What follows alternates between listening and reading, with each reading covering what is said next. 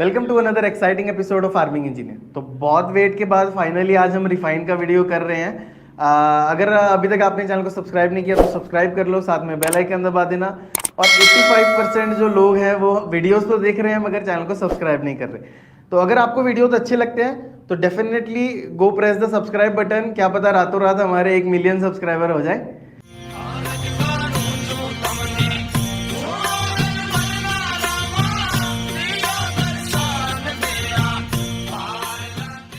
तो एक और चीज मेरे दिमाग में आई, क्या आप लोग को पता है कि विनेगर कैसे बनता है? विनेगर जो चाइनीज कुजीन में डलता है, बहुत सारी चीजों में यूज होता है। तो विनेगर ये एक्चुअली सिंथेटिक है या नेचुरल है, ऑर्गेनिक है, ये क्या चीज है? तो इसके ऊपर एक बहुत ही बढ़िया वीडियो बन सकता है। तो मेरे को जरूर नीचे कमेंट में लिख के बताना कि आपको विनेगर का वीडियो चाहिए।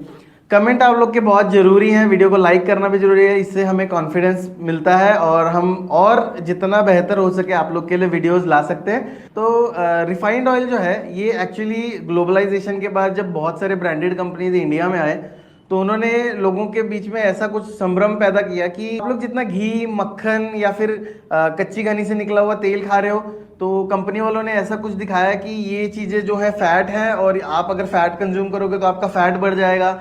और बहुत सारे एडवर्टीजमेंट्स चले जिसकी वजह से लोगों ने रिफाइंड कंज्यूम करना चालू किया। रिफाइंड 30 से 40 साल बाद आज हम लोग ये दावे के साथ कह सकते हैं कि जितना भी यंग लोगों के बीच में आज कोलेस्ट्रॉल बढ़ रहा है, हार्ट के डिजीजेज हो रहे हैं, फैट बढ़ रहा है, तो इसके पीछे कहीं ना कहीं रिफाइंड ऑयल भी शामिल है। सबसे पहले क्वेश्चन ये करते हैं कि वाई रिफाइंड? रिफाइंड की जरूरत क्यों पड़ी? हम लोग कच्ची घानी से तेल ऑलरेडी कंज्यूम कर रहे थे।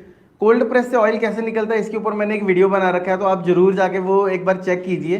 नहीं तो मैं आपको बता देता हूँ, जैसे जो सीड्स होते हैं उनसे ऑयल निकलता है, उन्हें लकड़ी के घाने के अंदर पीसा जाता है और उसमें से तेल निकाला जाता है। तो ये प्रोसेस था हमारे पास। तो रिफाइंड करने की क्या जरूरत पड़ गई? रिफाइंड करने के पीछे आप जैसे मेरे जैसे जो कंज्यूमर हैं इन लोग का बहुत बड़ा हाथ है, क्योंकि हमें जो तेल चाहिए वो सस्ता होना चाहिए, राइट? तेल की कीमत नहीं बढ़नी चाहिए। अगर तेल की कीमत बढ़ जाती है तो हमारा कोलेस्ट्रॉल अपने आप ही बढ़ जाता है। तो 2 किलो मूंगफली लगाते हो तब आपको 1 लीटर या 1 किलो तेल निकलता है। तो उसका प्राइस अप्रोक्सीमेट 240 रुपये 250 रुपये होता है। मगर रिफाइंड तेल जो आज आपको मार्केट में अगर मूंगफली का भी खरीद रहे हो तो आपको 160 रुपये में आराम से मिल जाता है। तो ये चीज अचीव करने के लिए कंपनी वालों ने एक प्रोसेस ऐड की जिसे बोला जाता है solvent extraction method. Solvent extraction method में एक केमिकल का यूज होता है जिसे बोला जाता है हेक्सेन। तो हेक्सेन एक पेट्रोलियम प्रोडक्ट है।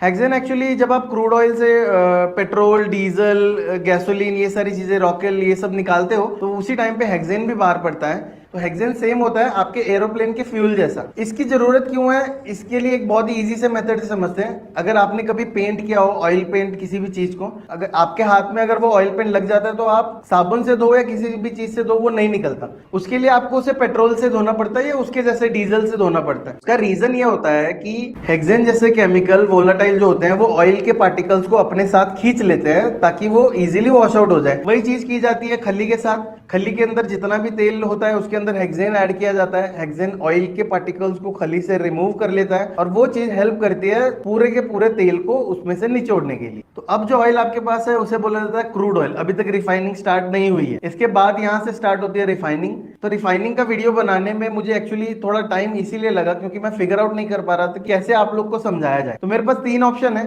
सबसे पहले कि मैं किसी फैक्ट्री में जाऊं, वहां पे जाके आपको दिखाऊं कि ऑयल की कैसे रिफाइनरी की जाती है, जिसके लिए मैं खुद फैक्ट्री में गया भी। बट वहां पे प्रॉब्लम है कि मुझे शूट करने की परमिशन नहीं थी। वहां पे प्रॉब्लम एक है कि बहुत सारे कंटेनर्स हैं जिसके अंदर बहुत सारे पाइप इनलेट है, पाइप आउटलेट है, और फिर जो स्टीम अंदर जा रही है, बाहर आ रही है। तो इतने सारे पाइपिंग से आप नहीं समझ पाओगे, मुझे खुद नहीं समझ आ रहा था। तो इसीलिए मैंने सोचा हम दूसरे मेथड से जाते हैं। दूसरा मेथड होता है लाइन डायग्राम। इस तरह प्रोसेस 1, 2, 3 से लेके आप सारी प्रोसेस समझ सकते हैं, बट ये बहुत ज्यादा टेक्निकल हो जाएगा। तो उसके लिए हमने सोचा कि थर्ड टाइप से आपको समझाते हैं, जो कि बेसिक डायग्राम्स होते हैं या बेसिक मशीनरीज होती हैं। तो रिफाइनिंग के अंदर बेसिकली 5 प्रोसेस की जाती है। जिस सबसे पहला है डिगमिंग, दूसरा है न्यूट्रलाइजेशन, तीसरा है ब्लीचिंग, चौथा है विंटराइजेशन और 5वां है डिओडराइजेशन। तो इन्हें एक एक करके समझते हैं। तो सबसे पहले डिगमिंग। अब डीगमिंग क्या होता है? जैसे तेल के अंदर ना बहुत सारे नेचुरल प्रॉपर्टीज होती हैं जो उसके टेस्ट को देती है। कभी आपने रिफाइंड ऑयल खाया होगा, आपको कभी उसका टेस्ट नहीं आएगा। तेल के अंदर नेचुरल प्रॉपर्टीज होती है सेटलिंग की, यानी कि अगर आप बॉटल में भर के रखोगे तो नीचे ना उसका गाढ़ा सा एक लेयर जम जाएगा और वो कंज्यूमर्स को नहीं चाहिए। अब इस गम को निकालने के लिए दो चीज की जाती है अलग अलग ऑयल के लिए, अलग अलग प्रोसेस है। मैं जनरल बता देता हूँ। दो टाइप से गम को आप निकाल सकते हैं। तो एक है हाई प्रेशर स्टीम और हाई टेम्परेचर वाटर।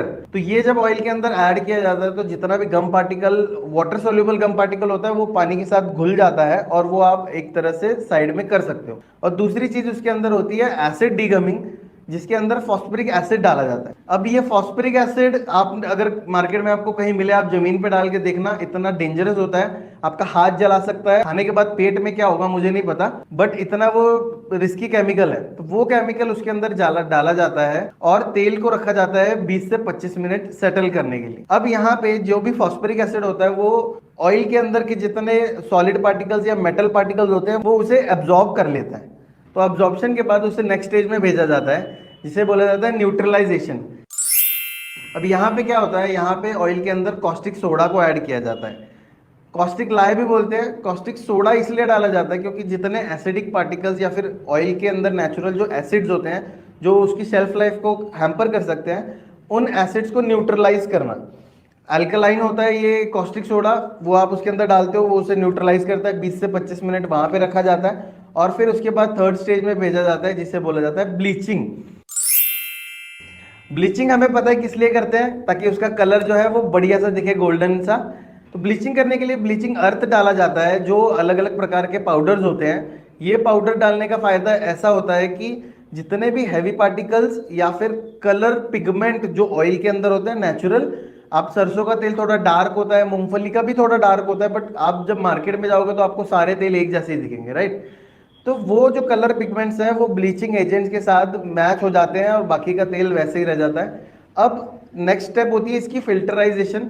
जो बारीक बारीक फिल्टर्स होते हैं उसके अंदर से ऑयल को पास किया जाता है। ब्लीचिंग अर्थ हैवी पार्टिकल होता है, पिगमेंट्स उसके साथ मिल गए हैं, वो अलग निकल जाते हैं, हमारा ऑयल जो है वो आगे आ जाता है।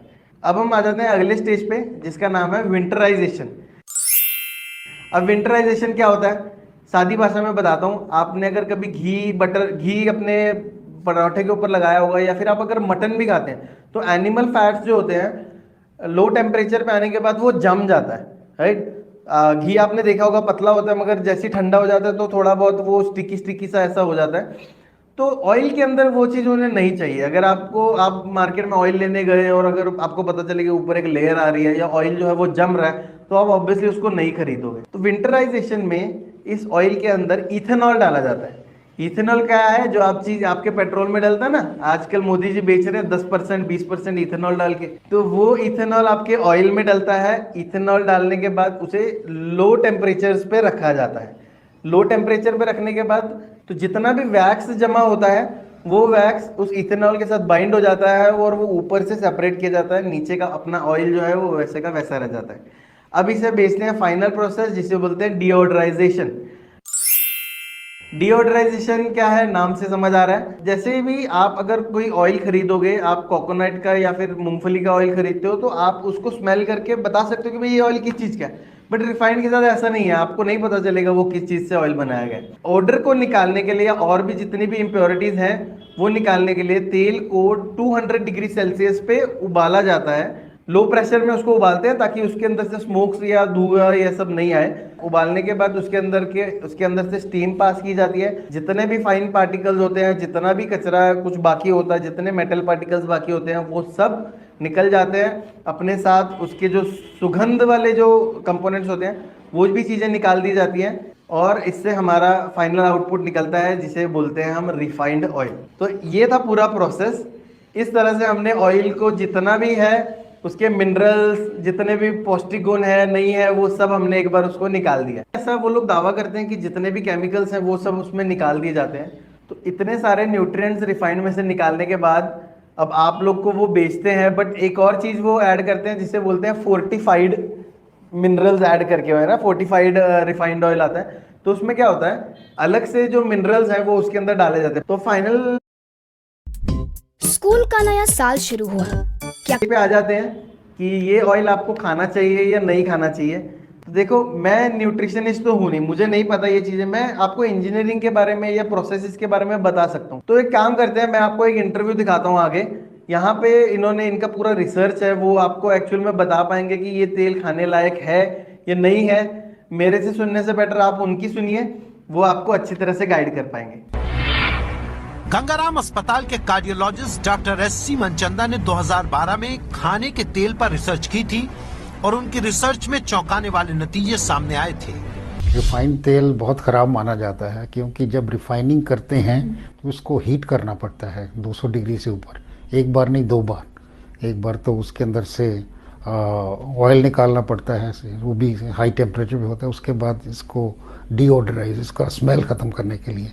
तो ये देखा गया कि जब ऑयल को 2 बार हीट किया जाए तो उसके अंदर कुछ टॉक्सिक प्रोडक्ट्स पैदा हो जाते हैं, जिसको ट्रांस फैट्स भी कहते हैं, एल्डिहाइड्स भी कहते हैं, जिससे हार्ट डिजीज़ हो सकती है, डायबिटीज़ हो सकती है और कैंसर तक हो सकता है।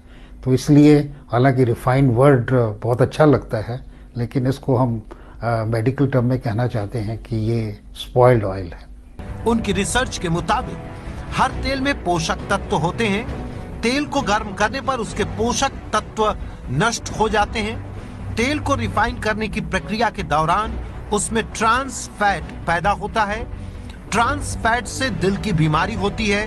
वनस्पति घी में, बिस्किट में, फास्ट फूड में सब ट्रांस फैट का इस्तेमाल करते हैं। तो अब ये आप लोग को डिसाइड करना है आपको क्या खाना है, नहीं खाना। कोल्ड प्रेस के लिए मैंने एक वीडियो ऑलरेडी बना रखा है, मैं आपको यहाँ पे इनका नंबर दे दूंगा, आप यहाँ से इनसे डायरेक्टली परचेज भी कर सकते हैं। या तो फिर आप अपने लोकल एरिया में आपको जहाँ पे भी कोल्ड प्रेस का घाना दिखे, आप वहाँ से अपने आंखों के सामने तेल निकलता देखिए और वही ले जाके वही खाइए। एक और चीज़ मैं आपको बताना चाहूँगा कि कॉटन सीड का जो है, आप कच्ची घानी का तेल कभी मत खाइएगा, आप वो रिफाइंड खाना ही ज़्यादा बेटर है। ऐसा क्यों, तो वो एक अलग टॉपिक है, उसके ऊपर एक अलग से वीडियो बनाएंगे, आप वो ज़रूर देखना। चैनल को सब्सक्राइब करना जरूरी है, नहीं तो आपको नोटिफिकेशन नहीं मिलेगा। तो होप आपको ये वीडियो पसंद आया।